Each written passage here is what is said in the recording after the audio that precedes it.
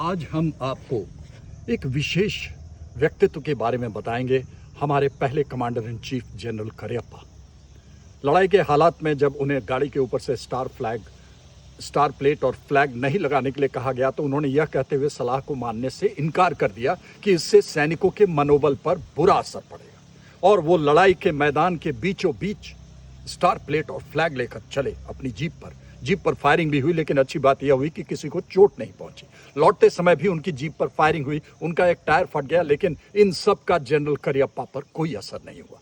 15 जनवरी 1950 को जनरल करियप्पा भारतीय सेना के पहले भारतीय कमांडर इन चीफ बने, और आज तक इस दिन को आर्मी डे के रूप में मनाया जाता है। साल 1965 में भारत पाक लड़ाई के समय वायुसेना में फाइटर पायलट नंदू करियप्पा, जो जनरल करियप्पा के बेटे थे, उनका फाइटर प्लेन पाकिस्तान में मार गिराया गया और उन्हें बंधक भी बना लिया गया। दरअसल पाकिस्तान के जनरल अयूब खान और जनरल करियप्पा के बीच बहुत अच्छी दोस्ती थी, क्योंकि 40 के दशक में जनरल याहिया खान जनरल करियप्पा के नीचे काम कर चुके थे।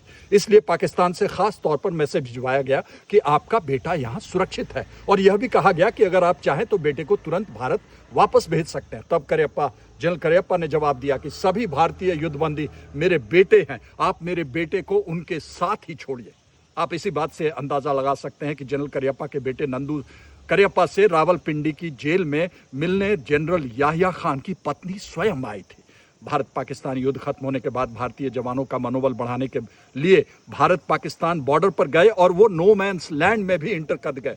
उन्हें देखते ही पाकिस्तानी कमांडर ने आदेश दिया, वहीं रुक जाएं वरना उन्हें गोली मार दी जाएगी। वहीं सीमा से किसी ने चिल्लाकर कहा, यह जनरल करियप्पा है। सुनते ही पाकिस्तानी सिपाहियों ने हथियार नीचे कर दिए। जनरल ने पाकिस्तानी सैनिकों से उनका हालचाल पूछा, यह भी पूछा कि उन्हें अपने घर से चिट्ठियां मिल रही हैं कि नहीं। जनवरी 1986 में सरकार ने जनरल करियप्पा को फील्ड मार्शल बनाने का फैसला किया। जिस दिन यह कार्यक्रम होना था उस दिन उनके दाहिने पैर की छोटी उंगली में बहुत दर्द था। घर पर वह बाएं पैर में जूता और दाहिने पैर में चप्पल पहना करते थे। सबने सलाह दी कि जूते न पहने और वॉकिंग स्टिक का इस्तेमाल करें, लेकिन उन्होंने हमेशा की तरह सेरेमोनियल जूते पहने और तब राष्ट्रपति से अपना फील्ड मार्शल का बैटन लेने गए, तब वॉकिंग स्टिक का भी इस्तेमाल नहीं किया।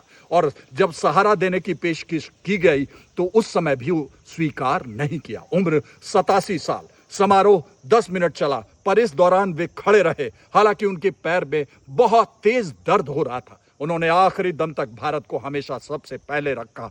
गर्व से कहें, हम उस भारत से आते हैं जहां जनरल करियप्पा जैसे वीर पैदा हुए। भारत माता की जय।